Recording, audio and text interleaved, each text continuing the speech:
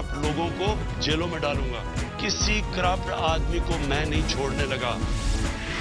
You are selected prime minister, तड़ियां देते हैं और धमकियां देते हैं कि हम पूरी ऑपोजिशन को जेलों में मैं भेज दूंगा। You are not a dictator. तुम तो सिर्फ कठपुतली हो, तुम्हारी तोरे तो कोई और हिला रहा है। जंग अभी जारी है, अभी हमें दायमी अमन की असल मंजिल पर पहुंचना है।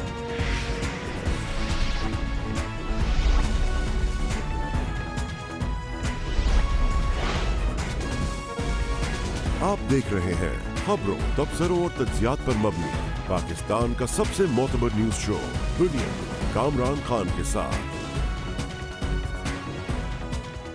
अस्सलाम वालेकुम, मैं हूं कामरान खान। आज के दिन 22 साल कबल तारीख का एक अनमोल बाब पाकिस्तान में रकम हुआ था, जब पाकिस्तान जौहरी क़ुव्वत बन गया था और अल्हम्दुलिल्लाह आज हम दुनिया की छठी बड़ी आलमी जौहरी ताकत हैं। हमारे ज़िम्मेदार महफूज जौहरी प्रोग्राम की दुनिया गवाह है और इसने हमेशा खित्ते में अमन के लिए कायम रखने के लिए तीर बहदफ नुस्खे का काम किया है।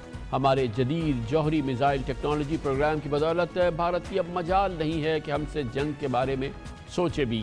आज ही के दिन 1998 में पाकिस्तान ने सूबे बलूचिस्तान के ज़िला चागी के मुकाम पर 6 कामयाब एटमी धमाके करके सियासी और अस्करी क़यादत ने पाकिस्तान के दिफा को हमेशा के लिए नाकाबिल तस्खीर बना दिया था। खित्ते में एटमी हथियार बनाने में पहली इब्तदा भारत ने की थी। उसने 1974 में एटमी सलाहियत हासिल की और फिर 1998 में एटमी धमाके कर दिए। पाकिस्तान ने भारत के जारहाना रवैये और मुल्क की सलामती के खतरात को सामने रखा और जवाबन एटमी धमाके किए। पाकिस्तान ने मगरबी ममालिक के तमाम तर दबाव के बावजूद खित्ते में बैलेंस ऑफ पावर को बरकरार रखने के लिए जौहरी मैदान में कदम रखा था और फिर अपनी दिफाई ज़रूरियात की खातिर एटमी हथियार के लिए ले जाने वाला डिलीवरी सिस्टम बनाया, जिस पर दुनिया हैरान रही। और फिर हमने मिसाइल टेक्नोलॉजी में भी ज़बरदस्त महारत हासिल की। पाकिस्तान की इस एटमी सलाहियत ने डेटरेंस का किरदार अदा किया, यानी कि खित्ते में जंग के इम्कानात को रद्द किया और जंगी जुनून और ताकत के नशे में चूर भारत को उसकी औकात में रखा और आज तक ये सूरत हाल अल्हम्दुलिल्लाह बरकरार है। इस साल फरवरी में वियना में मुनक्किद होने वाली तीसरी इंटरनेशनल कॉन्फ्रेंस और न्यूक्लियर सिक्योरिटी में पाकिस्तान ने अपने जौहरी प्रोग्राम के महफूज निज़ाम से पूरी दुनिया को ज़बरदस्त आगाह किया था और ये बात कि पाकिस्तान एक ज़िम्मेदार एटमी रियासत है, अब पूरी दुनिया उसकी मोतरफ है। पाकिस्तानी साइंटिस्ट ने आज तक एटमी ताबकारी की लीकेज की किसी तरह का एक भी वाक़या अल्हम्दुलिल्लाह हमारे यहाँ नहीं हुआ है। हालांकि रूस, जापान और भारत जैसे बड़े ममालिक में एटमी ताबकारी के हादसात पेश आते रहते हैं। आज पाकिस्तान के पास 145 न्यूक्लियर वॉरहेड्स हैं, ये आलमी जरीदे कहते हैं, और इस एतबार से पाकिस्तान रूस, अमेरिका, फ्रांस, चीन और बरतानिया के बाद दुनिया की छठी बड़ी जौहरी क़ुव्वत है। भारत 135 जौहरी हथियारों के साथ 7वें और इसराइल 80 के साथ 8वें नंबर पर है, ये कहना है आलमी जरीदों का। इस पूरी सूरत हाल में आज के तारीख़ी दिन के हवाले से हम बात करेंगे और हमें ज्वाइन कर रहे हैं लेफ्टिनेंट जनरल रिटायर्ड गुलाम मुस्तफ़ा, पाक फ़ौज के साबिक़ कोर कमांडर हैं और पाकिस्तान के जौहरी प्रोग्राम से बहुत करीबी मुंसलिक रहे हैं। बहुत बहुत शुक्रिया जनरल साहब, बहुत ही इम्पॉर्टेंट दिन रहा है हमारी तारीख़ का और हमेशा रहेगा 28 मई 1998। और हम अगर ये कहते हैं, हम अपने पाकिस्तानियों को कहते हैं कि हम एक नाकाबिल तस्खीर जौहरी क़ुव्वत बन गए, हमने अपना दिफा जो है वो नाकाबिल तस्खीर बना लिया है, तो इसको हम कैसे एक्सप्लेन करेंगे अपने अवाम को? देखिए, पाकिस्तान को जो खतरात हैं, मेरा ख्याल है पाकिस्तानी उससे अच्छी तरह आगाह भी हैं, समझते भी हैं। अब हाल ये है कि पूरी दुनिया की ताकतें पाकिस्तान को, जो भी पाकिस्तान के दुश्मन हैं, इकट्ठे होकर पाकिस्तान को नुकसान पहुंचाने की कोशिश में लगी हुई थी। और आज अगर पाकिस्तान अपने कदमों पर मजबूती से खड़ा है और हमारी लीडरशिप दुनिया की आंखों में आंखें डालकर बात कर रही है, तो उसकी खास वजह है कि एक इकोनॉमिकली कमज़ोर मुल्क जो टेक्नोलॉजी में भी बहुत पीछे रह गया है बदकिस्मती से, एक ऐसी ताकत है जिसका कुछ बिगाड़ना आसान नहीं है। इसमें 2 चीज़ें बड़ी अहम हैं। एक तो आपके पास अल्लाह ताला ने वो ताकत एटमी हथियारों की सूरत में, उनके डिलीवरी सिस्टम की सूरत में आपको दी है, और दूसरा आपको वो एक अल्लाह ताला ने जिसको कहना कि एक काबिलियत अता की है, एक वो क्रेडिबिलिटी है पाकिस्तान की।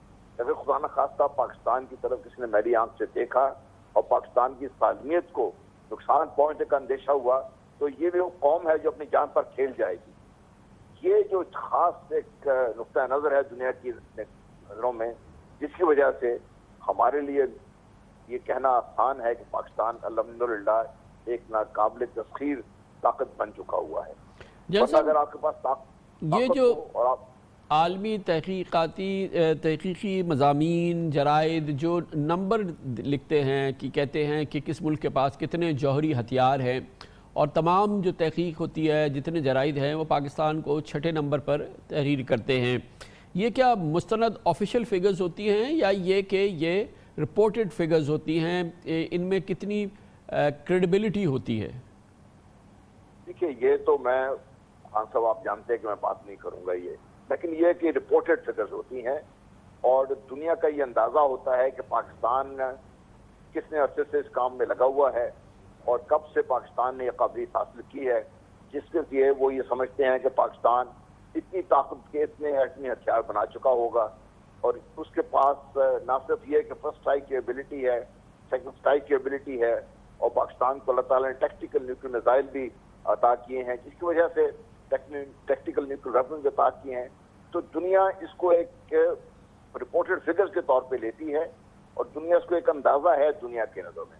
हो सकता है पाकिस्तान के पास इससे कहीं ज़्यादा हो या हो सकता है शायद कुछ थोड़ा बहुत कम भी हो, इसके बारे में मेरा ख्याल नहीं है कि कोई भी आपको ये फिक्र बताएगा। लेकिन बहरहाल अल्लाह का ये शुक्र है कि दुनिया को, ख़ास तौर पे भारत को, अमेरिका को ये बड़ा वाज़ेह है कि पाकिस्तान को खुदा न खास्ता किसी तरह से भी ख़तरा हुआ तो पाकिस्तान के पास ये काबिलियत है कि हर तरफ से अपना ये दिफा कर सकता है। जनरल साहब, ये भी थोड़ा सा एक्सप्लेन कीजिए हमारे नाजरीन के लिए, जो मुसलसल हम तजुर्बात करते रहते हैं और हम बताया जाता है कि मुख्तलिफ रेंजेस के हमने तजुर्बात किए, मुख्तलिफ मिज़ाइल्स की हमारी क्लासिफिकेशंस हैं, उसके ये तजुर्बाती अमल जो होता है ये क्या शो करता है? इसमें एक तो जब आप नई डेवलपमेंट्स होती हैं तो उनको आपने टेस्ट करना है हर स्टेज पर कि जो आपने जो भी चीज़ नई तैयार की है वो कामयाब हो भी रही है कि नहीं, कहाँ कहाँ पे उसमें कोई कमी रह गई है, उसको कैसे दूर करना है।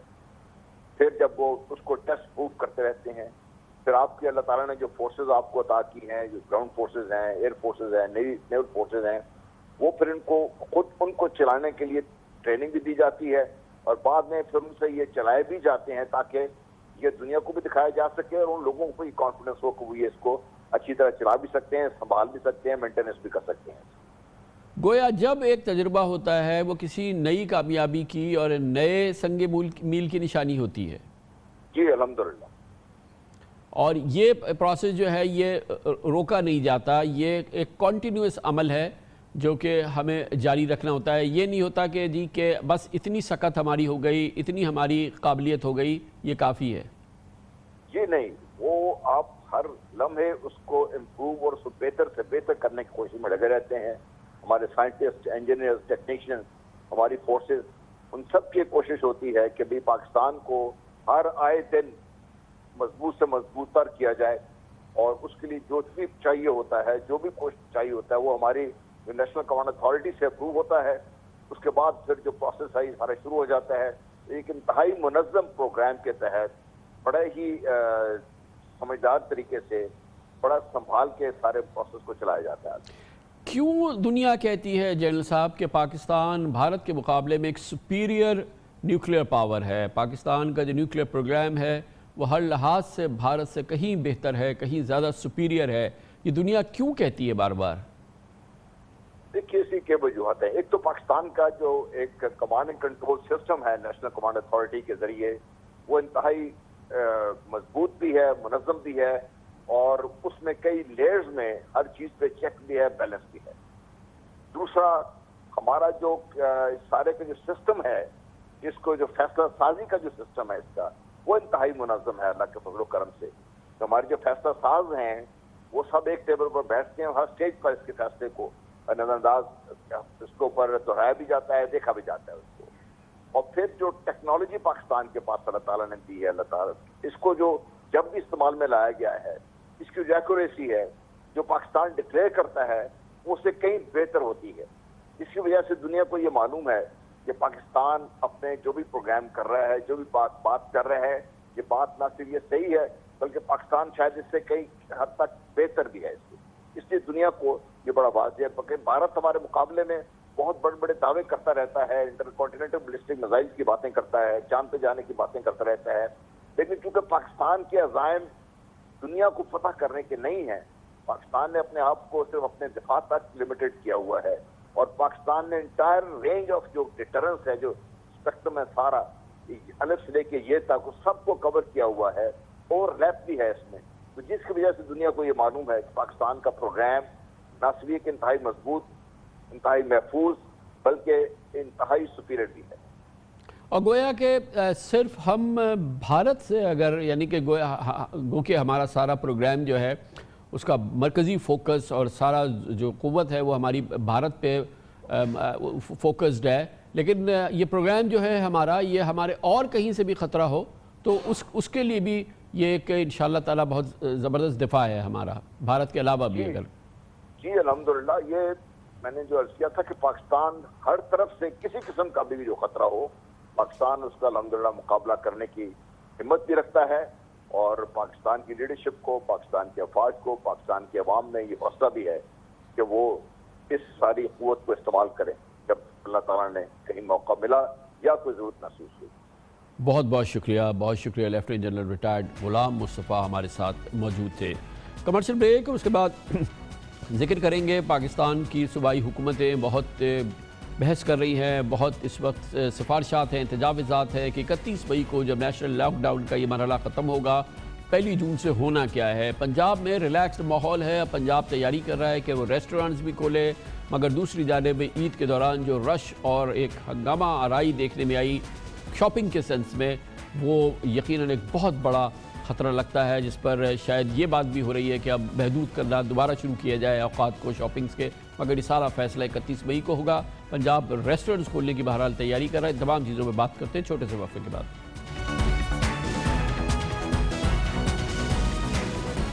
सरकारी तौर पे मई 31 लॉकडाउन के मौजूदा फेज़ का आखिरी रोज़ है, आखिरी तारीख़ है। उस तारीख़ तक यानी कि मई 31 तक लॉकडाउन में तोसी की गई थी। अब देखना ये है कि कौमी राब्ता कमेटी वज़ीर-ए-आज़म की क़ियादत में क्या फ़ैसला करती है। 1 जून से पाकिस्तान में लॉकडाउन किस अंदाज का होगा, मज़ीद सख्ती होगी, मज़ीद कमी होगी, बरकरार रहेगा या क्या कैफियत होगी, ये फ़ैसला बहरहाल अभी होना है और आइंदा चंद रोज़ में ये फ़ैसला हो जाएगा। यकीनन 1 जून से पाकिस्तान को एक नए फेज़ के अंदर दाखिल होना है। इस सिलसिले में सूबे अपनी सिफारिशात तजवीज़ कर रहे हैं। पहले तो ख्याल ये था कि मुख्तलिफ सूबे अपने लिहाज से कुछ फ़ैसले करने जा रहे हैं। सिंध से खबर आई थी कि यहाँ पे मज़ारात खोलने का फ़ैसला किया है हुकूमत सिंध ने, लेकिन इस फ़ैसले को फ़िलहाल मौखर कर दिया गया है ताकि ये सामने रखा जाए national command and control centre के कि वहाँ पे इस सिलसिले में क्या फ़ैसला होता है।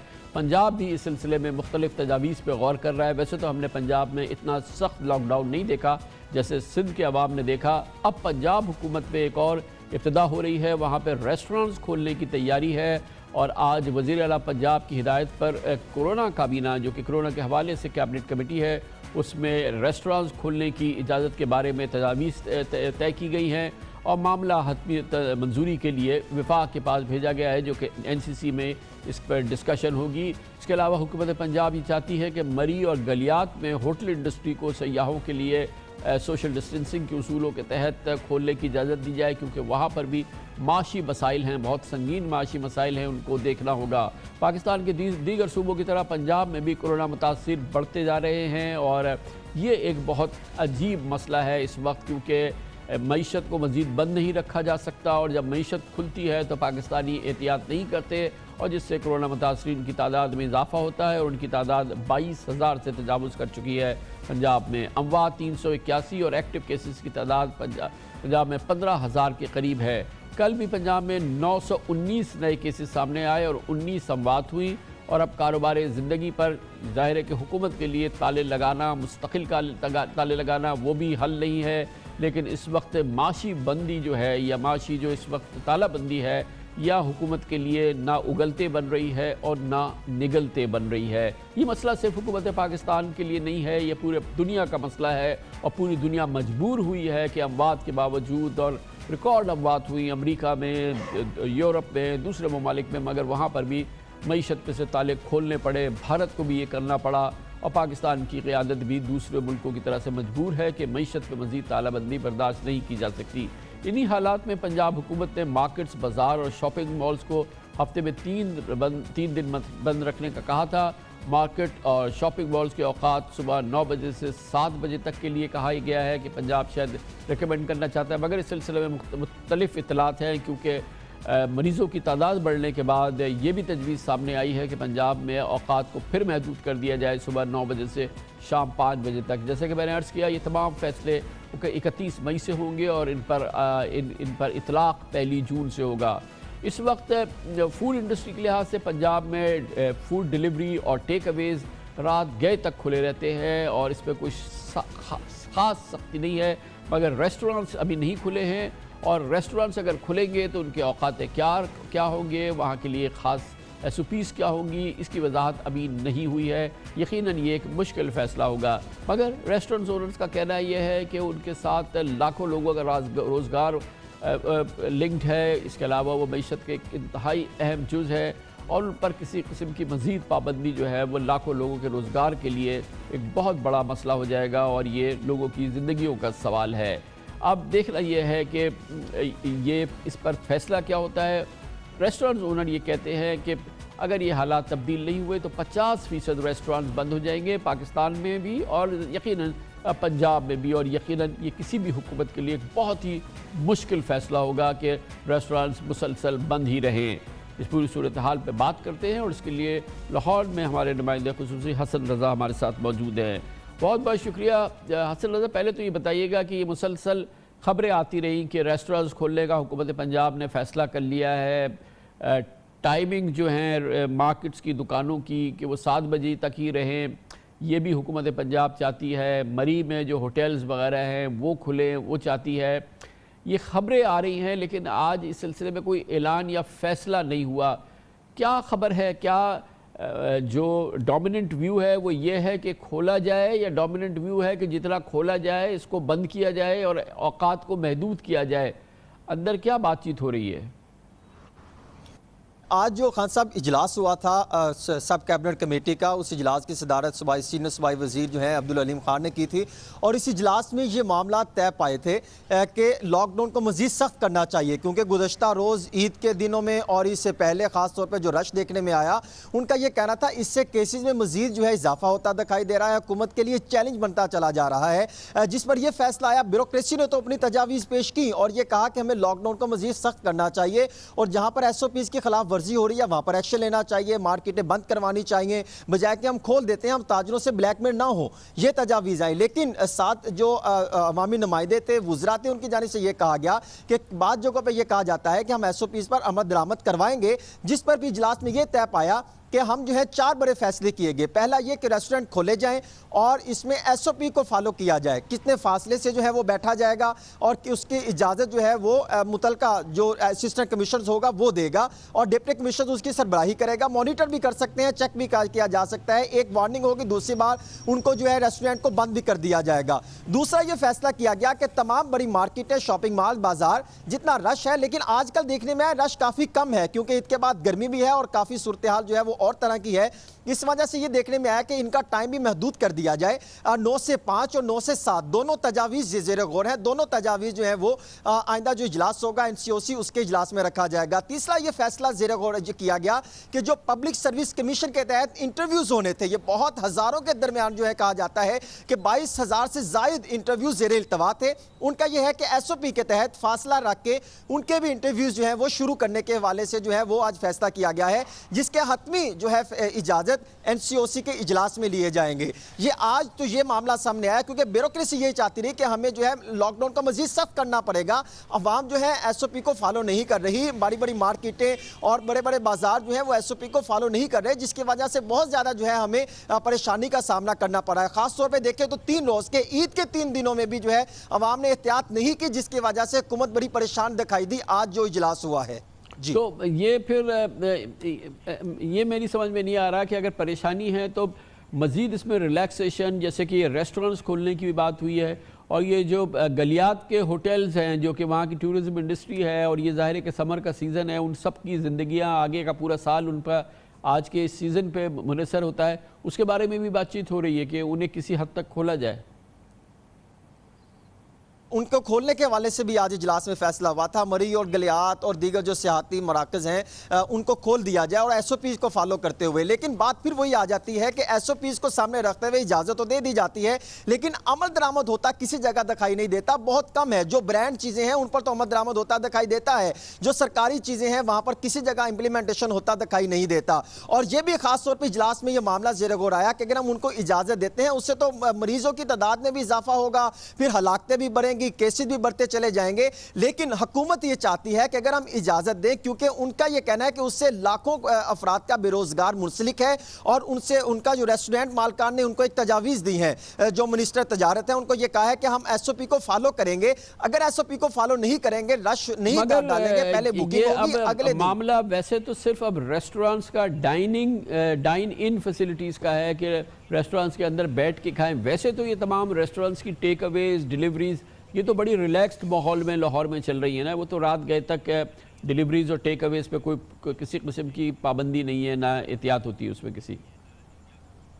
بالکل ایسے ہی ہے. کہیں پر یہ کہا جا سکتا ہے کہ 24 گھنٹے ہی جو ہے ریسٹورنٹ کھلے ہیں ٹیک اوے کے نام پر, اور بعض جگہوں پہ تو ایسا دیکھنے میں آتا ہے کہ وہاں پہ بہت زیادہ رش دکھائی دیتا ہے ریسٹورنٹ پہ. کئی جگہوں پہ انہوں نے جو ہے وہ شٹر نیچے کر کے بیک سائڈ سے دروازے بھی کھول رکھے ہوتے ہیں, اپنے وہ جو ہے وہ ریسٹورنٹ کو بھی کھولا جاتا ہے کہ وہاں پر افراد کو بٹھا کے ان کو کھانا بھی دیا جاتا ہے. کہیں پر ایس او پیز کو فالو نہیں کیا جا رہا. بہت بہت شکریہ. حسن نظر لاہور سے ہمارے ساتھ موجود تھے. کمرشل بریک, اس دوران آپ نیوز ہیڈ لائنز دیکھیں. ہم اپنے پروگرام کے باقی کے ساتھ واپس آئیں گے.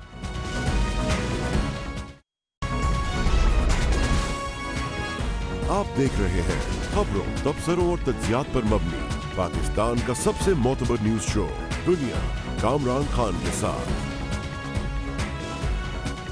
اس وقت پوری دنیا میں کورونا کے علاج کے لیے دوا اور ویکسین کے لیے ایک عالمی دوڑ ہے جو جاری ہے. سائنٹسٹ ہوں, بین الاقوامی فارماسیوٹیکل کمپنیز ہوں, یونیورسٹیز کے ریسرچ ادارے ہوں, وہ سب ایک دوسرے سے بازی لے جانے کی کوششوں میں مصروف ہیں. دنیا میں 150 سے زائد پرانی ادویات اور ویکسین پر بھی دوبارہ تحقیقات ہو رہی ہے. کورونا ادویات اور ویکسین کے انسانوں پر کلینکل ٹرائلز شروع ہو چکے ہیں. آکسفورڈ یونیورسٹی پروجیکٹ ایک بہت بڑی پروجیکٹ پہ کام کر رہا ہے, اور جس میں خیال یہ ہے کہ بہت جلد ویکسین کے حوالے سے ایک اچھی خبر آ سکتی ہے. چین میں بھی بھرپور کام ہو رہا ہے ویکسین کی تیاری کے لیے. وہاں سے بھی 3 اداروں سے خبریں آئی ہیں کہ وہاں پر یقیناً ایک بہت امپورٹنٹ بریک تھرو ہونے والا ہے. جرمنی سے بھی ایسی خبریں ہیں. امریکہ کی 2 فارماسیوٹیکل کمپنی سے بھی یہ باتیں سامنے آ رہی ہیں.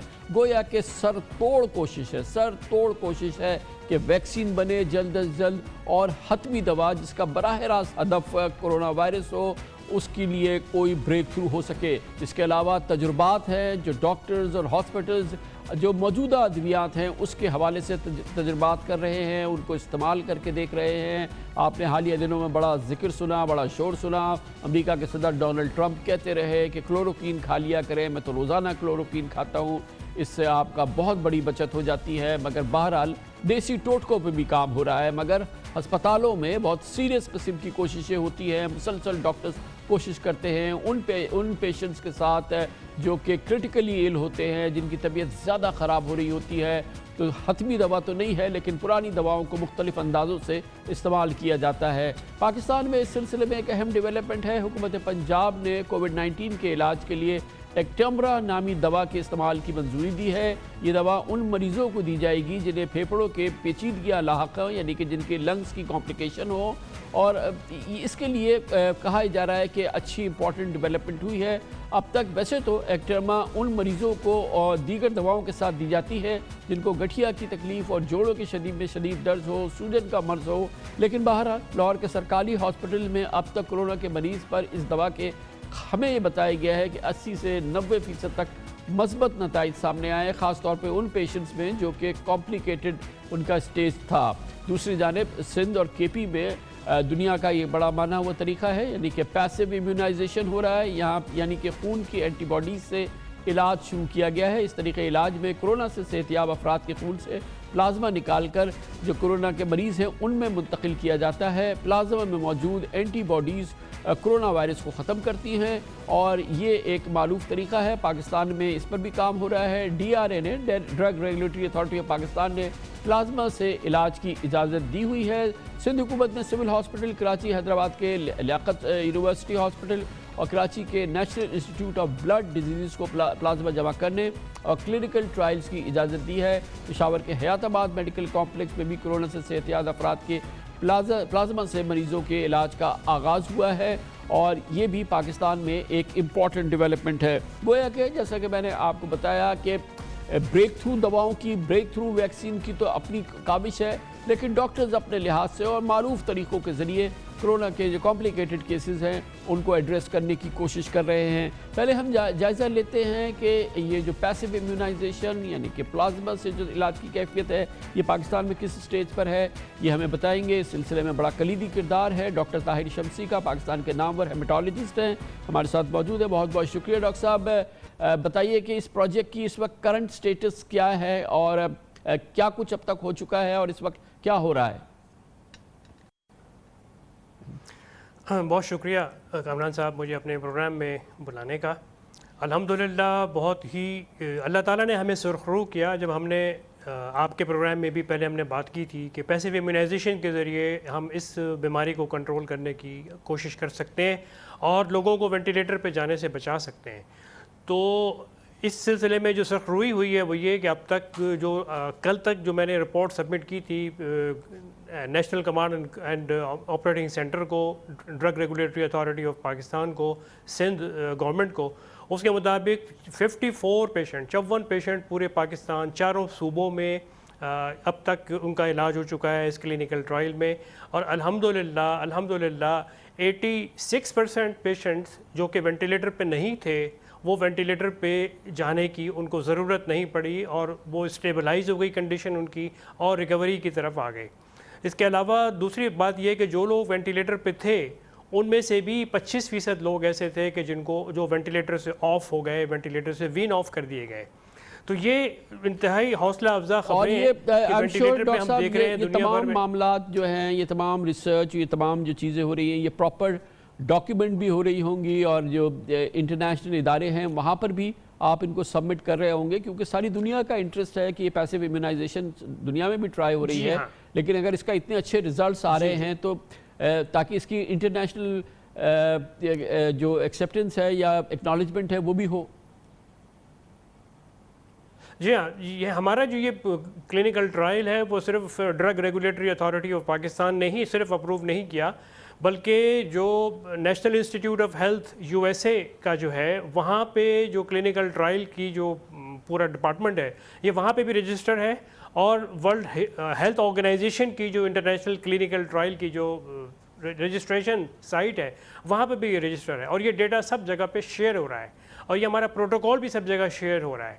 हमारा बुनियादी मकसद इस क्लिनिकल ट्रायल का ये है कि हम पैसिव इम्यूनाइजेशन प्लाज्मा के ज़रिए लोगों को कोविड-19 के मुतासरा अशख़ास को, मरीज़ों को वेंटिलेटर पे जाने से बचाने की कोशिश कर रहे हैं। यही हमारा मतमई नज़र है, यही ऑब्जेक्टिव है। तो अल्लाह की मेहरबानी से ये काफ़ी इसमें हौसला अफजा रिपोर्टें सामने आ रही हैं और अब बात ये हो रही है कि हम इस क्लिनिकल ट्रायल के को पूरे पाकिस्तान में जबकि कैसे फैलाएँ, एक आम पाकिस्तानी तक कैसे पहुँचाएँ जो कि किसी छोटे से हॉस्पिटल में भी दाखिल हो सकता है और जो जैसे पंजाब में भी ये शुरू हो चुका है लेकिन इसकी रफ्तार बहुत स्लो है। इसके मुकाबले में KP ने बहुत तेज़ी के साथ इसके ऊपर काम किया। सिंध में तो आपको इल्म में है कि सबसे ज़्यादा इसी के ऊपर काम हुआ और बलूचिस्तान में भी हमारी कोशिश है कि कुछ मरीजों को ये अब रेगुलरली लगना क्या शुरू हो पोजीशन है? जाहिर है कि इसके लिए आपके पास सबसे इम्पोर्टेंट डोनर्स होना ज़रूरी है जिनसे कि आप जो कि इससे इन्फेक्ट हो चुके हैं और अब सेहतियाब हो गए हैं और जाहिर है कि वो डोनर्स हैं जिनसे फिर आप ये प्लाज्मा लेते हैं और फिर ये फ्यूजन होता है। डोनर्स की क्या कैफियत है? आपके पास कितना रेजर्वायर जमा हो गया है प्लाज्मा का? राइट, नहीं इसमें हम जितनी ज़रूरियात हैं इस वक्त पाकिस्तान में, मरीज़ों की जो तादाद है जिनको ज़रूरत पड़ रही है उसके मुकाबले में जो अभी तक प्लाज्मा के डोनेशन है हमारे पास उतनी उस रफ्तार से रिजर्वायर नहीं बन रहा है। इन्वेंट्री में बहुत ज़्यादा जमा नहीं हो रहा, जितना आ रहा है कमोबेश اتنا ہی آگے استعمال ہونے کے لیے چلا جا رہا ہے. ہمیں روزانہ کم سے کم بھی 100 سے لے کے 120 ڈونرز پلازما ڈونرز کی ضرورت ہے جو پورے پاکستان میں، تاکہ ہم پورے لوگوں کو پرووائڈ کر سکیں، پلازما مہیا کر سکیں. اس میں جو کرنے والا کام ہے وہ یہ ہے کہ ایک تو حکومت پاکستان کو اس پروگرام کو اون کرنا پڑے گا. اگر یہ صرف کسی ایک فرد یا ایک ادارے پہ چھوڑ دیا گیا تو یہ اس کے اثرات جو ہیں وہ سب جگہ نہیں پھیل سکتے. حکومت ہوتی ہے تو اس کو ایک کام یہ کرنا ہے. دوسری یہ کہ لوگوں کی موٹیویشن کے لیے ایک نیشنل کیمپین جو ہے، کیمپین کے طور پہ، ایک مشن کے طور پہ لوگوں کو موٹیویٹ کرنا پڑے گا کہ جو لوگ ٹھیک ہو کے جا چکے ہیں، جو کہ گھروں میں بھی چاہے ریکور ہو گئے ہوں، ان کو ریکوری کے بعد اپنا پلازما ڈونیٹ کر کے لوگوں کی جو کورونا سے شدید متاثر ہیں ان کی جانیں بچانے کے لیے اپنا کردار ادا کرنا چاہیے. لوگوں کو پلازما ڈونیٹ کرنا چاہیے تاکہ ان کے دیے ہوئے پلازما سے لوگوں کی جانیں بچیں. پلازما دینے سے ان کو کوئی کمزوری نہیں ہوگی، نہ ہو رہی ہے، نہ کسی قسم کی کمی واقع ہو رہی ہے ان میں. تو گویا یہ اسی طرح کا عمل ہے جیسا کہ آپ کم و بیش جیسے آپ نارملی آپ بلڈ ڈونیٹ کرتے ہیں. لیکن ہم بلڈ اس میں نہیں لیتے، ہم صرف خون کا پانی جسے پلازما کہتے ہیں وہ ایک مشین کے ذریعے نکالتے ہیں. تو اس نکالنے کے عمل میں کسی قسم کی کوئی تکلیف یا کوئی کمزوری بالکل نہیں ہوتی دینے والے کو. بلڈ دینے کے بعد تو ریڈ سیل کم ہونے کی وجہ سے کچھ کمزوری کسی کو محسوس ہوتی ہے، لیکن پلازما دینے سے کسی قسم کی کوئی کمزوری نہیں ہوتی. چلیں اللہ اور کامیابی دے. بہت بہت شکریہ. ڈاکٹر طاہر شمسی ہمارے ساتھ موجود تھے. اور مختلف ایفرٹس ہو رہی ہیں، جیسے میں نے آپ کو بتایا کہ پنجاب میں ایکٹرمرا استعمال کر رہے ہیں کچھ ڈاکٹرز، اور کہا گیا ہے کہ کافی کریٹیکلی پیشنٹ جو ایل پیشنٹ تھے ان میں بہتری آئی ہے. اور پنجاب میں اوور آل اس وقت کیا سچویشن ہے، اور پھر یہ ہم پیسیو امیونائزیشن کے بارے میں پوچھیں گے. ایک بار پھر ہمیں جوائن کر رہی ہیں محترمہ ڈاکٹر یاسمین راشد، وزیر صحت حکومت پنجاب. بہت بہت شکریہ ڈاکٹر صاحبہ آپ نے ہمیں جوائن کیا. پہلی چیز تو صرف مجھے آپ یہ بتا دیجیے آپ کتنی ورڈ ہیں جو رمضان کے آخری دنوں میں ہم نے پنجاب میں لاہور میں جو شاپنگز کے جمع غفیر دیکھے، جو عید کی آپ نے کیفیت دیکھی، اس کے بعد اب آپ نمبرز دیکھ رہی ہیں، کس قدر ورڈ ہیں آپ، یا آپ کمپوزڈ ہیں؟ آپ کو لگ رہا ہے کہ صورتحال اب بھی قابو سے باہر نہیں ہوا؟ الحمدللہ. کامران صاحب پریشانی کی تو ہے، پریشان تو میں ہوں. وجہ یہ ہے کہ اس ڈیزیز کا پھیلاؤ جو ہے وہ کافی تیزی سے ہو رہا ہے، اور وہ تو ہم ایکسپیکٹ کر رہے تھے جس طریقے سے آپ نے فرمایا ہے کہ لوگ باہر نکلے ہیں. لیکن جو ایک کانسٹنٹلی ہم اپنا ڈیٹا کلیکٹ کر رہے ہوتے ہیں، جس طرح کہ جی کتنے سیریس پیشنٹ ہیں پنجاب کے اندر. تو میں آپ کو بتانا چاہ رہی تھی کہ 19 تاریخ سے لے کے آج اگر ہمارے پاس 27 تاریخ تک جو میرے پاس اسٹیٹسٹکس آ رہے ہیں، اس میں نمبر آف پیشنٹس جو ہمارے اس کے اوپر ہوتے ہیں وینٹیلیٹرز پہ اور جو سیریس ہیں ان کو ملا کے ہم وی کال دم سیریس پیشنٹس، وہ تقریباً 250 سے کم ہی ان کا نمبر آ رہا ہے پورے پنجاب کے اندر. تو الحمدللہ ہمارے پاس فیسلٹیز ہیں. اور اب کیونکہ جس طرح آپ نے بھی یہ ڈسکس کر رہے تھے، سارے ڈاکٹرز اور فزیشنز کی پوری کوشش ہو رہی ہے کہ ہم علاج اس طریقے سے کریں کہ کم سے کم چانس ہو کہ مریض جو ہے وینٹیلیٹر پہ جائے. وجہ یہ کہ وینٹیلیٹر سے وین آف کرنے کی اس وقت کو خاص اچھے رزلٹس نہیں آ رہے. جس طرح ابھی آپ سے طاہر شمسی صاحب نے بات کی کہ اگر if a person goes on to ventilator, تو اگر آپ ان کو کنولیسن پلازما بھی دیں تو اس کی ریکوری کے ریٹ ابھی بھی 25% ہے. یہی چیز ہم یہاں بھی دیکھ رہے ہیں پنجاب کے اندر کہ جو وینٹ پہ جاتے ہیں ان کا ذرا پروگنوسس پور ہے. آن دا ادر ہینڈ اگر آپ ہائی پریشر جس طرح اپ ٹو 50 لیٹرز اور یہ آپ بائی پیپ کے تھرو دیں تو ان کے نتائج کچھ بہتر آ رہے ہیں. جس طرح آپ نے اپنے پروگرام کے شروع میں فرمایا کہ ہم نے جو نئی ڈرگ ہے بیسکلی اس کا نام جو ہے دیٹ از ایک ذرا مشکل سے زیادہ ٹوسیلیزوماب، لیکن اس کا نام ویسے بھی ایزیٹما جو کہہ رہے ہیں. یہ ہم نے اس کا جو ایک چھوٹی سی ٹرائل کی اس میں بھی اچھے نتائج، جس طرح ڈاکٹر طاہر کے اچھے نتائج آ رہے ہیں یہ اپنا پلازما دینے سے، اسی طرح کے ہمارے بھی سامنے اس کو تھوڑا ایکسپلین کر دیں گے ڈاکٹر صاحبہ کہ یہ جو میڈیسن آپ ٹرائی کریں، اوبیسلی یہ تو اویلیبل میڈیسن ہے مگر اس کو اس جگہ استعمال کیا گیا، تھوڑا سا ایکسپلین کر دیں کہ کیوں اس کے بہتر نتائج لگ رہے ہیں اور یہ کیا میڈیسن ہے ایکچولی جو اس جگہ استعمال ہو رہی ہے. एक्चुअली बेसिकली ये this medicine was used for arthritis, लेकिन इम्पॉर्टेंट ये चीज़ है जो साइटोकाइन स्टॉर्म आता है जिसकी वजह से फिर मल्टीपल ऑर्गन फेलियर और मसले मसाइल जो आपकी डिज़ीज़ वर्सन होती है वो एक आपके जिस्म के अंदर हार्मोन से ऐसे प्रोड्यूस होने शुरू होते हैं जो नुकसान देना शुरू कर देते हैं। ये उस साइटोकाइन स्टॉर्म जो है उसको ये रोकथाम कर लेता है उसकी, और देयरफॉर प्रोग्नोसिस जो है ख़ास तौर पे वो मरीज़ जिनमें कोमॉर्बिडिटीज़ हैं, कार्डियक प्रॉब्लम है, हाइपरटेंसिव हैं, क्रॉनिक डिजीज़ वाले हैं, उनके अंदर ये अच्छे नताइज सामने आ रहे हैं कि दे रिस्पॉन्ड वेरी वेल, यानी वो रोके जा सकते हैं from going on to ventilators. जिस तरह ताहिर ने भी बताया कि जी अगर हम हाई लेवल वो कंसंट्रेशन ऑक्सीजन के साथ उन्होंने वो प्लाज्मा दिया है, patients have come back without going on to ventilators. इसी तरीके से इसमें भी इसी किस्म के नताइज आ रहे हैं। ये आपको पता है कि इस वक्त एक इवॉल्विंग सिचुएशन, अब हाइड्रोक्सीक्लोरोक्विन के ऊपर हमने ट्रायल शुरू की लेकिन अब हमने रोक डाली है। वजह ये कि ओवरऑल जो फिगर्स सामने आ रहे हैं उसके अच्छे नताइज नहीं है, यानी ये थे कि ओवरऑल उसमें देखा गया कि it was not producing the desired results. तो ये इस वक्त तो आपको पता है कि एफर्ट किया जा रहा है, ये तो मेडिसिन ट्राई हो रही है और इसके आप कह रही हैं बड़े अच्छे होपफुल नतीजे आ रहे हैं। ये जो पैसिव इम्यूनाइजेशन आपके यहाँ क्यों इतनी ज़्यादा हम नहीं देख रहे हैं, उसकी क्या वजह है? यानी कि प्लाज्मा थेरेपी ये भी बड़ा इनकरेजिंग रिस्पांस हम देख रहे हैं दूसरी जगहों से जो आ रहा है, मगर पंजाब में इतना हम इसको ब्रॉडली प्रिवेलिंग नहीं है ये सिचुएशन अभी।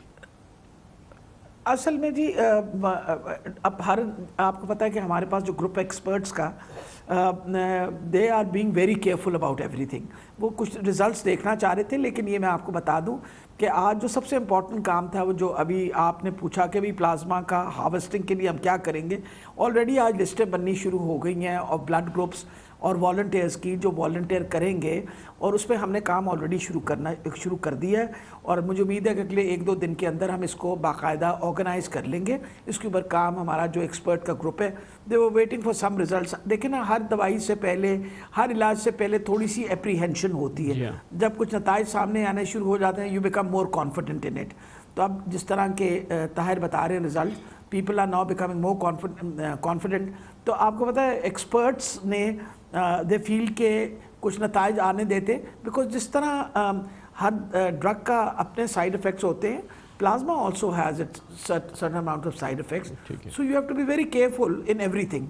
तो हर बंदा कोई भी कदम उठाने से पहले, हर डॉक्टर कोई भी कदम उठाने से पहले कुछ थोड़ी सी मगर ये अच्छी बिगनिंग तो हो गई है डॉक्टर साहब, लग ये रहा है कि जी अल्हम्दुलिल्लाह। आई एम वेरी हैप्पी कि जी हाँ जी नहीं, आई एम वेरी हैप्पी कि अभी जो नताइज बताए हैं ताहिर ने, दे गुड रिजल्ट्स। और मैंने जिस तरह बताया कि हम ऑलरेडी इस पे कलेक्शन हमने शुरू करने का, और ये कल मैंने इंस्ट्रक्शंस दे दी थी, लिस्टें बन रही हैं। अभी मेरी डॉक्टर असद असलम से ही बात हो रही थी regarding the number of blood groups that we will be wanting. और इसका पर इम्पॉर्टेंट चीज़ लोगों को भी समझना चाहिए और मरीज़ों को भी पता होना चाहिए, सारी थेरेपीज़ एक्सपेंसिव थेरेपीज़ हैं। ये मैं आपको बताऊं, जो इंजेक्शन हम लगा रहे हैं ये भी एक मरीज़ पे तकरीबन 1.25 लाख रुपए का खर्चा होगा। जो प्लाज्मा फरीसिस के साथ आप प्लाज्मा सेपरेट करते हैं, आप स्क्रीनिंग करते हैं, that is also equally expensive. ये नहीं है दीज आर चीप थिंग। सबसे इम्पॉर्टेंट चीज़ जो है मेरा ख्याल है आपके प्रोग्राम के वसादत से कि अल्लाह ना करे कोई बीमार हो, और हमें हर तरीके से कोशिश प्रिवेंशन पे करनी चाहिए। जो कम से कम खर्चा तो नहीं होता उन उस पर, मुँह पे मास्क अगर आप पहन भी लें तो कितना खर्चा होगा, आप हाथ बार बार धो दें तो कितना बड़ा खर्चा होगा। These are expensive therapies. लेकिन हुकूमतों ने अल्हम्दुलिल्लाह, पूरे पाकिस्तान में सारी हुकूमतें इस पर डिटर्मिन्ड है कि हमें खर्चे पे कोई मसला नहीं, हमने अपने मरीज़ों का इलाज करना है। इसी तरीके से हमने भी अपनी ये जो मेडिसिन है इसकी बाकायदा इंश्योर कर रहे हैं कि इसकी अवेलेबिलिटी भी हो।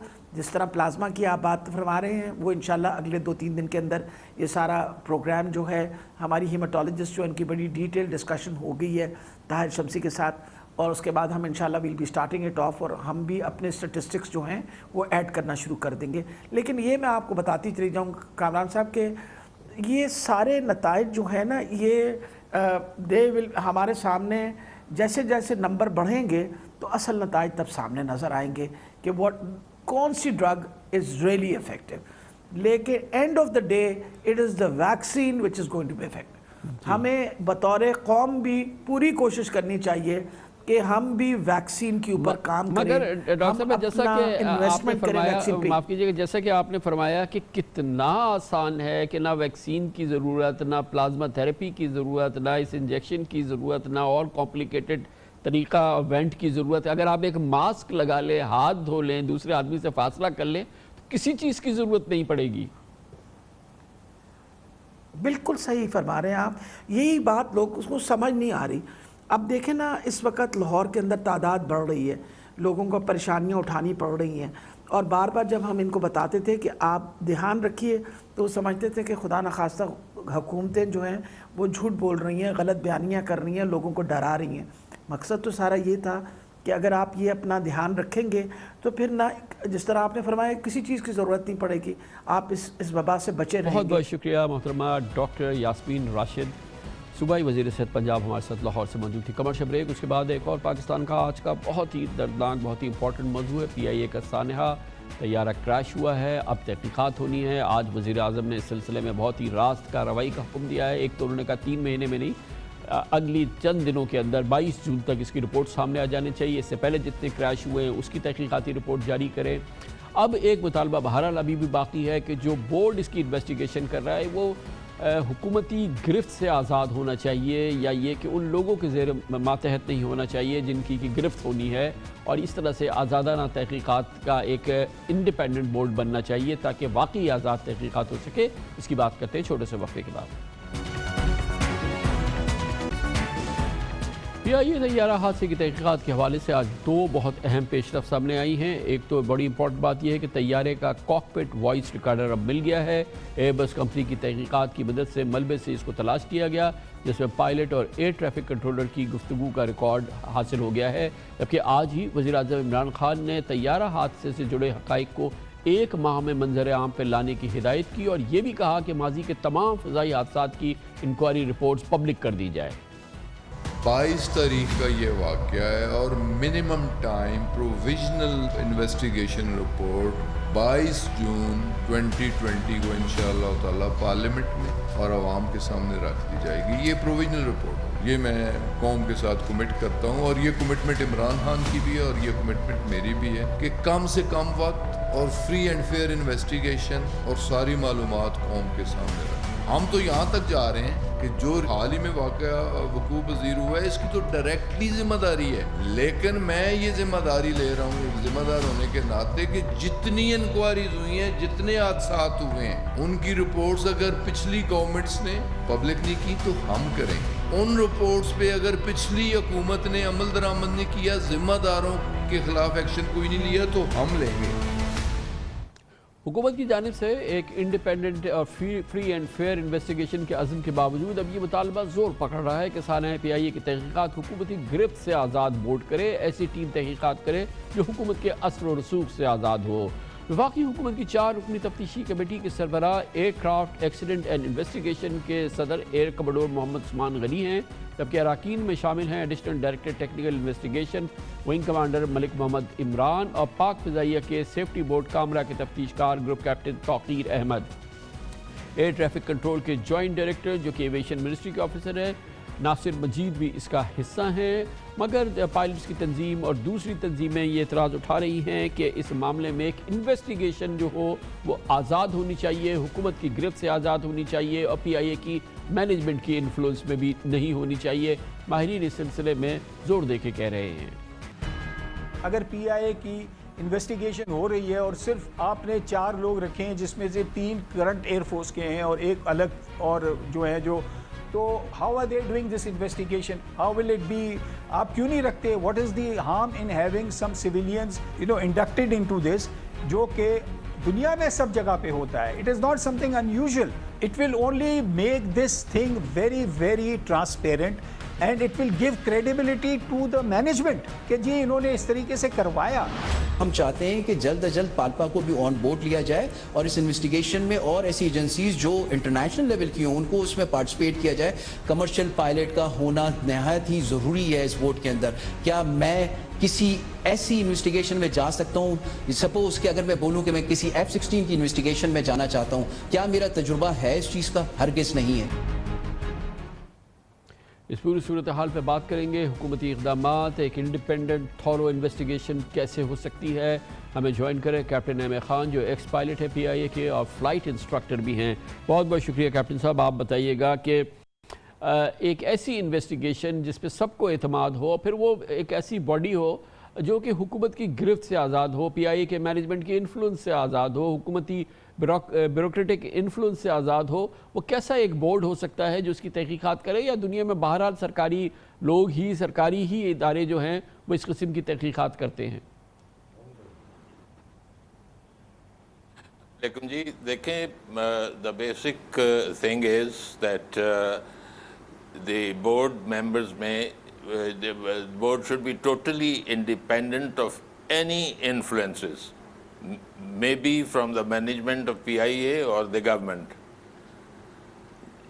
جو اس وقت کہا جا رہا ہے، جیسے میں نے سنا جو انڈیپینڈنٹ جو اسپیشلسٹ اویلیبل ہیں ہمارے پاس ملک میں، جو کہ کریڈیبل ہوں، جو کہ یقیناً اور بالکل انڈیپینڈنٹ ہو اور وہ ہر شعبے کو کور کر سکے اس قسم کے کریش کو. جی میں یہی کہنا چاہتا ہوں کہ مجھے جو ایئر فورس کے افسران ہیں ان کی انٹیگریٹی اور ان کی کیپیبلٹی کے اوپر کوئی شک نہیں ہے، لیکن بہرحال یہ ان کی فیلڈ نہیں ہے. دے مے بی آن بورڈ، لیکن ان کے ساتھ یہ کہنا کہ وہ بلا سکتے ہیں یہ غلط ہے. دے شوڈ بی جو ایکسپرٹیز ہیں on the Airbus A320، وہ ہمارے director flight operations Arshad Khan sahib, he is a downright honest person, وہ کسی انفلوئنس میں نہیں آتے. ان سے مشورہ لے کے، پیلپا سے مشورہ لے کے کوئی مگر کیپٹن صاحب یہ سب بہرحال ہم نہیں کہہ سکتے کہ انڈیپینڈنٹ لوگ ہیں. پیلپا کے اپنا انٹرسٹ ہے، ان کے پائلٹ کے حوالے سے بڑے سوالات اٹھ رہے ہیں. ان کی کوشش یہ ہوگی کہ اس کو وہ سیکیور کریں. PIA کا آفیشل تو ظاہر ہے وہ PIA کو پروٹیکٹ کرنے کی کوشش کرے گا. تو جو لوگ سوال اٹھا رہے ہیں وہ یہی کہہ رہے ہیں نا کہ وہ کسی انفلوئنس کے اندر نہ ہو. تو یہ تو سارے لوگ جو ہیں وہ کسی نہ کسی طریقے سے ویسٹڈ انٹرسٹ ہے اس میں انوالو. نہیں، میں آ رہا ہوں اس میں کہ دیکھیں، میں پیلپا کا ذکر اس لیے کیا کہ آپ نے ذکر کیا ہے. Every pilot is a member of PALPA. تو ٹھیک ہے، اگر PIA کا پائلٹ کسی کو شک ہے کہ وہ کسی انفلوئنس میں ہوگا، آپ ایئر بس انڈسٹری کے ایکسپرٹیز بلا سکتے ہیں جو بورڈ کا پارٹ ہوں، پراپر پارٹ، ناٹ کہ بلایا جا سکتا ہے. اور وہ اور انٹرنیشنل انویسٹیگیشن ایجنسیز ہیں، افالپا ہے، وہاں سے اس کا ریپرزنٹیشن ہونی چاہیے. اور PIA کی طرف سے پائلٹ جو A320 کے ہیں ان کا انجینئرنگ کا، even I would say from the traffic side, because they make the load sheet, which is a very basic factor, وہ بھی ایئرکرافٹ کی پرفارمنس افیکٹ کرتی ہے. تو ان ساری چیزوں کو دیکھتے ہوئے ایک بورڈ کو I think it should be reconsidered. یہ کہ بلانا چاہیں تو بلا لیں گے. کیپٹن صاحب یہ بتائیے گا جو ایئر بس نے اپنی ٹیم بھیجی ہے یہ کتنا ایک تھورو اور انڈیپینڈنٹ انویسٹیگیشن کریں گے؟ بہرحال ان کا بھی ویسٹڈ انٹرسٹ ہے. یہ کہیں گے کہ ہماری مشین میں پرابلم نہیں ہے. ان کی خواہش یہ ہوگی کہ پرابلم جہاز میں نہ نکلے، فلائٹ آپریشن میں، فلائٹ سیفٹی میں پرابلم نکلے، یا پائلٹ کا کوئی ایشو ہو. تو یہ ویسے بھی اس کی ایک انڈیپینڈنٹ پروب مشکل عمل تو ہے کہ بالکل کسی بھی انفلوئنس سے آزاد ہو، مگر کوئی جوڈیشل پروب ہو اور پھر وہ ایسے لوگ اپنے ساتھ شامل کر لیں جو کہ الگ الگ شعبوں کے ماہر ہوں. دیکھیں، شعبوں کے ماہر ضروری ہیں، اینڈ ایئر بس انڈسٹری کے ریپس کبھی بھی ایسی ڈس آنیسٹ اوپینین نہیں دیں گے. دوسری یہ کہ جب DFDR آ جائے گا، دی ڈیجیٹل ڈیٹا ریکارڈر، وہ تو کسی کی فیور نہیں کرے گا. اس میں تو دودھ کا دودھ، پانی کا پانی ہو جائے گا. تو سوال یہ پیدا ہوتا ہے اس کو بھی ریڈ آؤٹ کرنے کے لیے ایکسپرٹیز کی ضرورت ہے. اچھا، جو جانتا ہے اس بزنس کو وہ اس کو دیکھے گا، CVR کاکپٹ واس ریکارڈر کو سنے گا. یہ ساری چیزیں دیکھتے ہوئے، مگر اس کو ڈسائفر کرنے کے لیے، اس پہ اوپینین دینے کے لیے ایکسپرٹیز موجود ہیں ہونے چاہیے جو اس فیلڈ کے ہیں. جیسا ابھی کسی صاحب نے کہا کہ اگر F-16 کا کریش ہو تو میں تو اس کی انکوائری نہیں کر سکتا. I may be a flyer but I don't know anything about it. نہ مجھے ان کے سسٹمز پتہ ہیں، نہ مجھے ان کے پروسیجرز پتہ ہیں. 2 دن میں SOP پڑھ کے تو نہیں پتہ لگے گا کیا ہو گیا. بہت شکریہ جناب کیپٹن ایم اے خان ہمارے ساتھ موجود ہیں، x pilot, x flight instructor. اور انڈیپینڈنٹ انویسٹیگیشن کیسے ہو سکتی ہے اس کے حوالے سے بات ہو رہی تھی. کمرشل بریک، اس کے بعد پھر ہم بات کریں گے چینی کا گورکھ دھندا.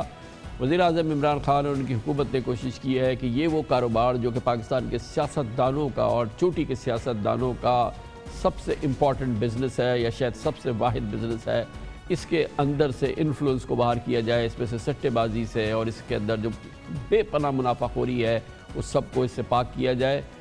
اس سلسلے میں اقدامات ہو رہے ہیں، اس کی بات کرتے ہیں چھوٹے سے وقفے کے بعد. Welcome back. Chairman NAB justice retired Javed Iqbal کی صدارت میں آج شریف خاندان، آصف زرداری، اومنی گروپ، مختلف سیاسی شخصیات کے خلاف مقدمات اور تفتیش میں پیش رفت کا جائزہ لیا گیا. آٹا چینی کے گورکھ دھندے اور سیاسی مفادات کے ٹکراؤ پر یعنی کہ conflict of interest per briefing ہوئی، اور ایک بہت امپورٹنٹ یہ آج بگننگ ہوئی ہے کیونکہ شوگر کے حوالے سے اور آٹے کے حوالے سے اس وقت بہت اہم رپورٹ سامنے ہے، اور اس میں شوگر سبسڈیز، سپورٹ پرائس وغیرہ کے معاملات جو ہے وہ اب زیر تفتیش ہیں. جبکہ شوگر انکوائری رپورٹ جو پہلی ہوئی تھی، جو پیش ہوئی تھی، اس میں پہلے ہی چوٹی کے سیاستدانوں اور سیاسی خانوادوں کے پسندیدہ چینی کے کاروبار میں گھپلوں کو بے نقاب کیا گیا تھا. پاکستان میں چینی کا کاروبار وہ کاروبار ہے جن پہ 6 شوگر بیرنز کا راج ہے، اور یہی وہ بیرنز ہیں جو کہ پاکستان کی سیاست پہ بھی راج کرتے ہیں. چینی کے کاروبار پر راج کرنے والے اور پاکستان کی سیاست پہ راج کرنے والی ایک ہی خاندان ہیں. مسلم لیگ قاف کی حکومت ہو تو چودھریوں کی شوگر ملز ہیں، مسلم لیگ نون کی حکومت ہو تو شریف خاندان کی شوگر ملز ہیں، پیپلز پارٹی کی حکومت ہو تو زرداری فیملی اومنی گروپ کی شوگر ملز ہیں، اور اب تحریک انصاف کی حکومت میں مخدوموں کے RYK گروپ اور جہانگیر ترین کے JDW گروپ کا چرچا ہے. پاکستان کے شوگر کنگ سیاست کے بھی بادشاہ ہیں. یہی وجہ ہے کہ اب سے پہلے حکومت چینی کے کاروبار کے جو کانفلکٹ آف انٹرسٹ کی وجہ سے کہیں پر بھی ان کے خلاف کوئی کارروائی یا اس کاروبار کو صاف کرنے کی کبھی کوئی کوشش نہیں کی گئی. وزیر اعظم کے معاملے خصوصی احتساب بیرسٹر شہزاد اکبر نے کل ایک اور پریس کانفرنس بھی کی، اور انہوں نے کہا کہ پچھلے 5 سال میں چینی پر 29 ارب روپے کی سبسڈی دی گئی، جس میں صرف شاہد خاقان عباسی نے 20 ارب روپے کی سبسڈی دی. وہ ٹارزن بن کے شاہد خاقان عباسی صاحب کمیشن کے سامنے بھی پیش ہوئے تھے.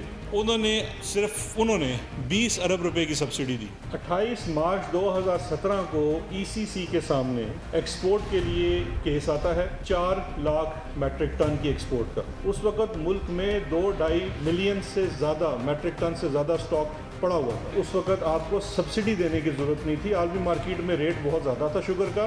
7 جولائی 2017 کو کامرس منسٹری نے پھر، کیونکہ مارکیٹ میں قیمتیں بھی زیادہ تھی، تو 6 لاکھ میٹرک ٹن کی ایکسپورٹ کی اجازت مانگی. ریکمنڈیشن کے باوجود صرف 3 لاکھ میٹرک ٹن کی ایکسپورٹ کی اجازت دی گئی. کیوں؟ کیونکہ سبسڈی تو دے نہیں سکتے تھے. یہ تو اتنی زیادہ قیمت دنیا میں زیادہ تھی تو آپ کی ایکسپورٹ ہو جانی تھی. ان کے بارے میں خود ان کی فائنانس ڈویژن نے لکھ دیا کہ آپ نے جو کاسٹ آف کیلکولیشن کر کے جس کے اوپر آپ نے وہ سلمان شہباز کے کہنے کے اوپر 20 ارب روپے ریوڑیوں کی طرح بانٹ دیے شوگر ملز کے اندر، وہ تمام چیز اگر آپ صرف ڈیو ڈیلیجنس کرتے تو صرف یہ تو 7 ارب کی بچت ہونی تھی، اور جو آپ کا سبسڈی کی مد میں آپ نے پیسے دیے وہ الگ ہیں. کمیشن لکھ رہا ہے کہ تمام چیزیں فرضی تھی. 20 ارب روپے کی سبسڈی ریوڑیوں کی طرح بانٹ دی گئی، اور کوئی ڈاکومنٹ یا کوئی بھی ایسا جواب نہ دے سکے جو یہ مطمئن کر سکے کہ یہ کس طرح سے آپ نے دے دیا. سندھ میں شوگر کا کاروبار اومنی گروپ کے پاس ہے. اس اومنی گروپ پہ سندھ حکومت کی کرامات، عنایات، لوازمات کا ذکر اس پروگرام میں مسلسل ہوتا رہتا ہے. سبسڈی بھی اس کا ایک ہی حصہ ہے، مگر صرف سبسڈی ہی نہیں، اومنی گروپ تو سندھ پہ راج کرتا رہا ہے. اس شوگر کمیشن رپورٹ کے حوالے سے یا شوگر کے حوالے سے جو سبسڈیز دی گئی ہیں، خاص طور پہ حکومت سندھ نے جو سبسڈی اومنی گروپ کو دی ہے، اس کا ذکر بھی بیرسٹر شہزاد اکبر نے کل اپنی پریس کانفرنس میں کیا. 4.1 ارب کا جو دھوکہ ہے، گورنمنٹ آف سندھ کیسے پیچھے رہ سکتی تھی. ایک اور بھی لائق اعظم ہیں مراد علی شاہ صاحب، ان کے بارے میں 4.12 ارب روپے کی سبسڈی دی گئی. تقریباً یہ 5 لاکھ میٹرک ٹن شوگر کو ایکسپورٹ کرنے کے لیے. 9.30 روپے مزید subsidy per kilogram was granted arbitrarily, Sindh Bank के थ्रू वो पैसे दे दिए गए ताकि वो जो मनमानियां है इसके अंदर जितने हम फ्रॉड कर सकते हैं कर सकें। सिंध काबीना में भी कोई इसके हक में नहीं था, लेकिन फिर भी वो सब्सिडी उनको फ्लैट रेट के ऊपर दे देगी बजाय स्लाइडिंग स्केल के। और सबसे बड़ी चोरी ये कि फर्स्ट कम फर्स्ट नहीं, जिसकी नंबर ऑफ मिल ज़्यादा हैं उसको मिलेंगी। तो सिंध में सबसे ज़्यादा number of mills he omni की ज़्यादा थी। ये वो मामलात हैं जिस पर नैब पहले ही कॉग्निजेंस ले चुकी है और रेफरेंस भी फाइल हो चुका है ओमनी ग्रुप के डायरेक्टर्स के ख़िलाफ़ इसी शुगर के मामलात में, और ख़ास तौर पे जो शुगर केन परचेज़ के मामलात हैं। और नैब अब तक इस सिलसिले में क्या कार्रवाई कर चुकी है ये हमें बताएंगे आमिर सईद अब्बासी, हमारे सीनियर कॉरेस्पॉन्डेंट इस्लामाबाद से मौजूद हैं। बहुत बहुत शुक्रिया आमिर सईद अब्बासी साहब। शुगर कमीशन की जो भी रिपोर्ट रही हो, मगर शुगर के मामलात जो सिंध की हद तक है और ओमनी ग्रुप की हद तक है, नैब तो इसमें काफ़ी आगे जा चुकी है, उसकी तहकीकात भी आगे जा चुकी है, एक रेफरेंस भी फाइल हो चुका है और कुछ और चीज़ें भी इस वक्त अंडर इन्वेस्टिगेशन है ना। सिंध के शुगर के मामलात नैब में बड़ी टॉप प्रायोरिटी पर हैं।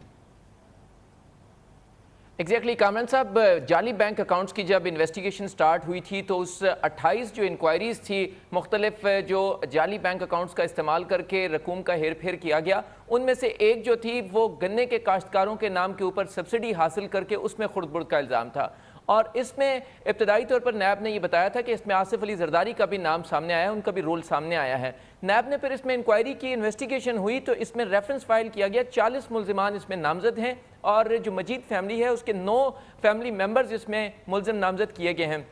इसमें कामरान साहब होता ये था कि 2014-15 में जब सब्सिडी दी गई सिंध गवर्नमेंट की तरफ से, जो शुगर मिल्स थी 26 शुगर मिल्स थी और इनकी जो मिल ऑनर थे, इनमें से 8 शुगर मिल्स ऐसी थी जो ओमनी ग्रुप की मलकियत थी और इन शुगर मिल्स में किसानों को कोई रकम नहीं दी गई, बल्कि ओमनी ग्रुप के अपने ही मुलाजमीन को जाली किसान बनाकर इनके नाम पर बैंक अकाउंट्स खोले गए, इनके नाम के ऊपर जो चेक बुक्स थी वो इशू करवाई गई और फिर वो ओमनी ग्रुप के अपनी कस्टडी में थी, इनसे साइन लिए जाते थे। इसमें बैंक ऑफिसर्स इन्वॉल्व थे। इसमें जो उस वक्त के जो कैन कमिश्नर थे आगा ज़हीरुद्दीन, उनको भी मुल्जिम बनाया गया है क्योंकि उन्होंने इस बात की तस्दीक ही नहीं की कि वो जिन लोगों को ये करोड़ों रुपए की सब्सिडी दे रहे हैं और रकूम दे रहे हैं वो किसान हैं या नहीं हैं। इसमें मजमूई तौर पर 3 अरब 90 करोड़ रुपए की सब्सिडी दी गई और जो रकूम दी गई इसमें 72 करोड़ रुपए की रकम बराह रास्त ओमनी ग्रुप की जो शुगर मिल्स थी इनको दी गई और इन 72 में से 34 करोड़ की रकम बराह रास्त जो है वो करप्शन करके खुर्द-बुर्द कर ली गई और इन 34 करोड़ में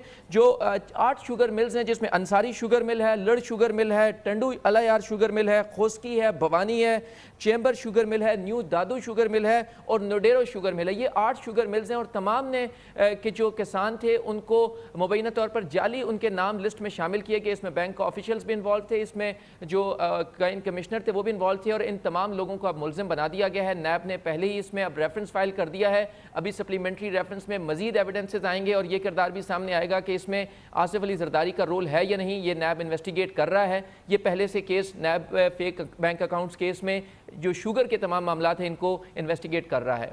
बहुत बहुत शुक्रिया आमिर सईद अब्बासी हमारे साथ मौजूद थे। और अब इस पूरे मामले में क्योंकि मरकज़ी इल्ज़ाम लगा साबिक़ वज़ीर-ए-आज़म जनाब शाहिद खाक़ान अब्बासी पे कल बैरिस्टर शहजाद अकबर की प्रेस कॉन्फ्रेंस में, इसलिए हमने ज़रूरी समझा कि हम शाहिद खाक़ान अब्बासी साहब से उनका वर्जन हासिल करें। हमारे साथ मौजूद हैं अब्बासी साहब, फरमाइएगा। कहा जा रहा है कि अब तक जो पाकिस्तान में शुगर के कारोबार में सब्सिडी दी गई है वो सबसे ज़्यादा सब्सिडी आपने दी, 20 अरब रुपए की सब्सिडी, और ज़ाहिर है कि इसके जो सबसे ज़्यादा बेनिफिशरीज़ होते हैं ये वो शुगर के कारोबार वाले हैं जो पाकिस्तान की सियासत के करता धरता भी होते हैं।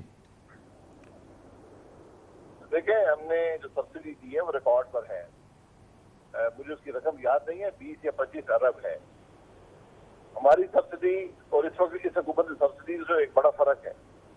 हमारी सब्सिडी बेनिफिशरीज को नहीं थी, वो एक्सपोर्ट करने वाले को थी।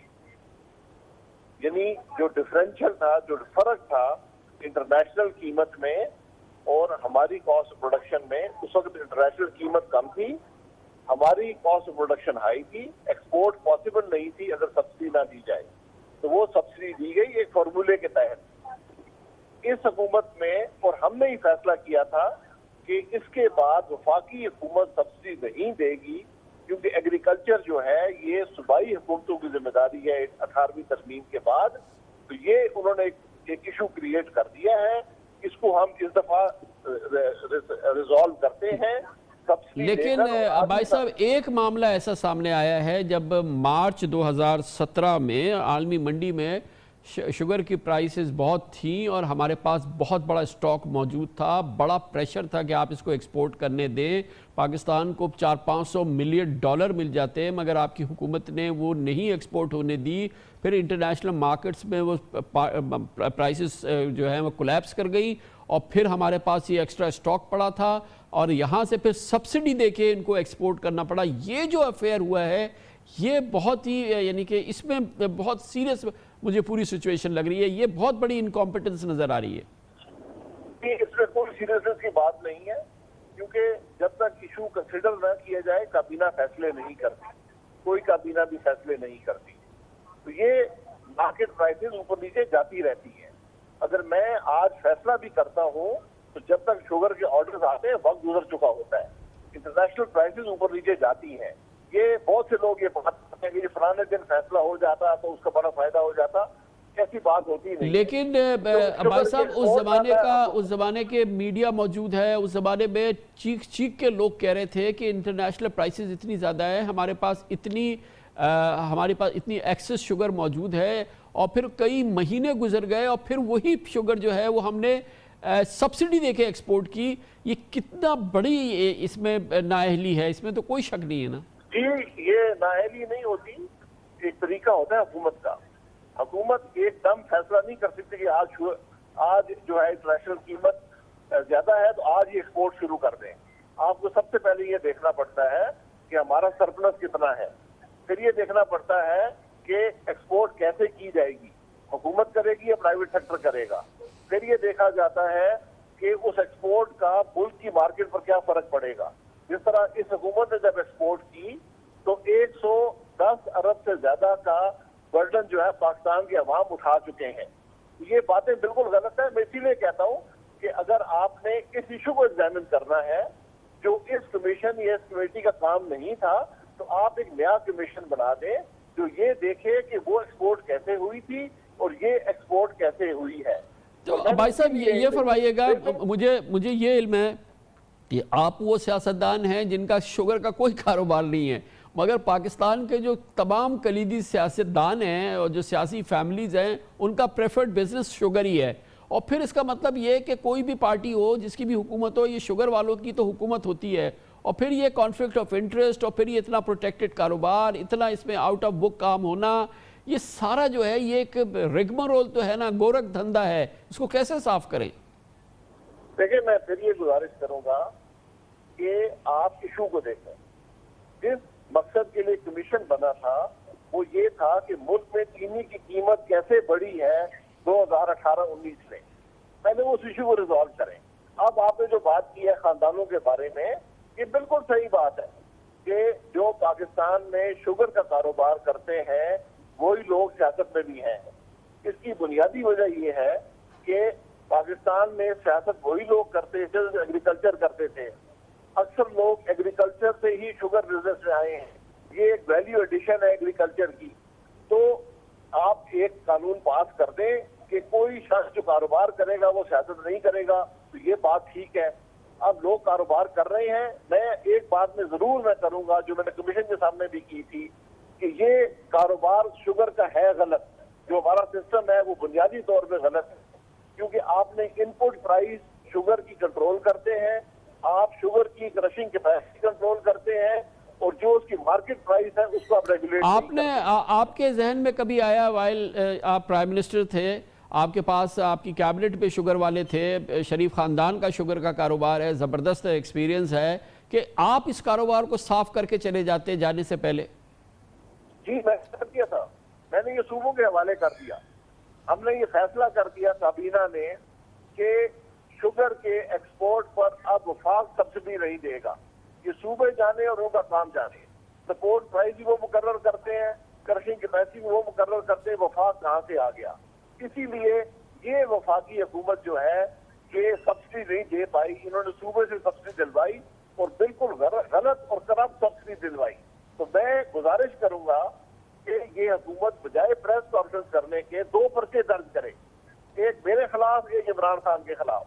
हमें गिरफ्तार करे और तफ्तीश करे कि क्या सब्सिडी थी, क्या शुगर की मैनिपुलेशन हुई और क्या करप्शन हुई है, और ये कैमरे लगाकर तफ्तीश करें, पाकिस्तान के अवाम को दिखाएं कि इस मुल्क में किसने करप्शन की है। अच्छा शाहिद खान साहब, अभी आपसे बात नहीं हुई, ये बताइए, आपका बड़ा ज़बरदस्त एक्सपीरियंस है, PIA को आप हेड भी कर चुके हैं, आप एक प्राइवेट एयरलाइन के स्टेक होल्डर भी रहे हैं, एविएशन को और एयरलाइंस को तो आप बड़ी अच्छी तरह से समझते हैं।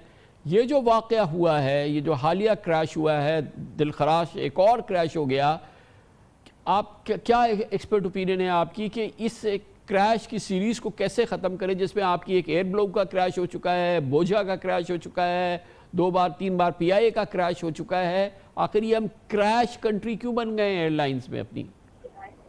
देखिए, क्रैश कंट्री नहीं है, क्रैशेस हुए हैं और इसके सिस्टमिक इश्यूज भी होते हैं। मैं सबसे पहले ये बात करूंगा कि आप दुनिया में जितने भी एयर क्रैशेस होते हैं उसमें 90% जो होते हैं, शायद उससे भी ज्यादा, ये पायलट एरर होता है। जहां भी ह्यूमन इनपुट किसी काम में आती है उसमें एक एरर का रिस्क होता है। मशीन के फेलियर क्योंकि मल्टीपल सिस्टम्स होते हैं उससे जनरली नहीं होते, तो ये पाकिस्तान में हुए हैं। इसको सिविल एविएशन का काम है कि एग्जामिन करे। Definitely systemic error, systemic issues यानी सिस्टम के अंदर जो खराबियां हैं वो हमारे मुल्क में मौजूद हैं, इनको करेक्ट करने की जरूरत है। और ये भी क्रैश जो एक आई ओपनर है कि ये एग्जामिन किया जाए। क्रैश तो हो गया, उसमें बहुत सी कीमती जानें ज़ाया हुई हैं, लेकिन इस तजर्बे से फायदा उठाकर मुस्तकबिल में क्रैशेस से बचने की जरूरत है। इस पर कॉन्सेंट्रेट करें। ये जुडिशल कमीशन और इस किस्म की डिमांड करना बिल्कुल गलत बात है। ये जुडिशल कमीशन का काम नहीं है, ये एक टेक्निकल काम है और इसको टेक्निकली ही रिजॉल्व किया जाता है। लेकिन डेफिनेटली हमारे मुल्क की एविएशन के अंदर सिस्टमिक इश्यूज हैं जिनको हल करने की जरूरत है। बहुत बहुत शुक्रिया जनाब शाहिद खान अब्बासी हमारे साथ मौजूद थे, क्योंकि वो हमारे साथ थे और उनका एविएशन का बड़ा और एयरलाइंस का तजुर्बा है। हमने उनसे ये सवाल पूछा, लेकिन असल मामला है शुगर का कारोबार और इसमें शामिल पाकिस्तान की सियासत के करते धरते। उनका एक ही कारोबार है कि वो चीनी का कारोबार करते हैं। ये ख़ानदान कौन से हैं और क्या कारोबार करते हैं, आपको दिखाते हैं।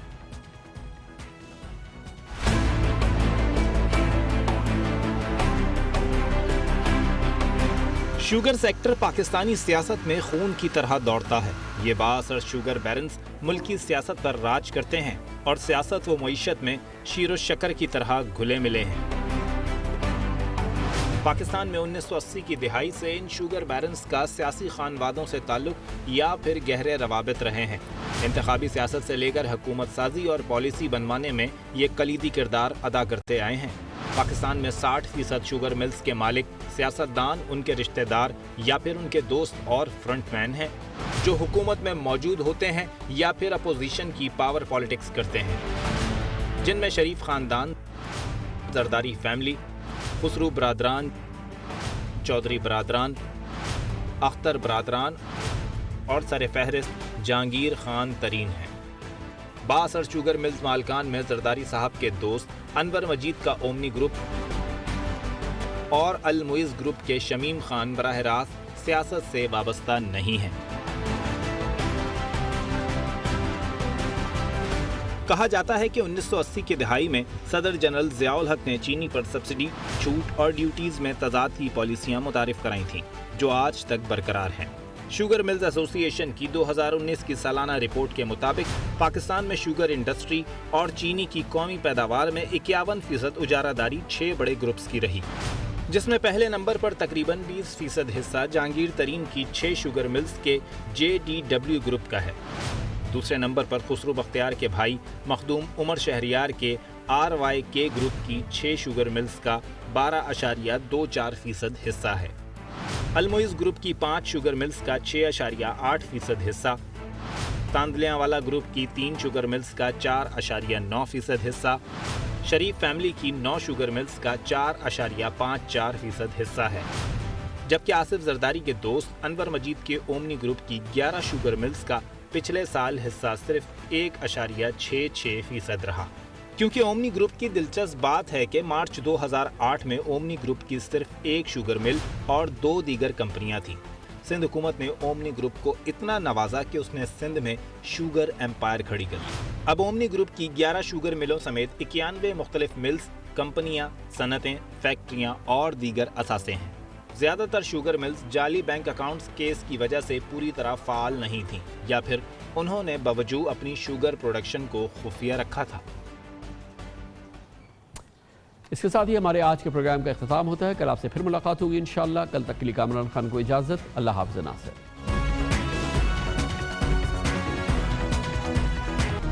Hi, it's Sayyeda Shanaz here. Thank you for watching Dunya News. For more videos and updates, don't forget to click the subscribe button. Keep watching Dunya News.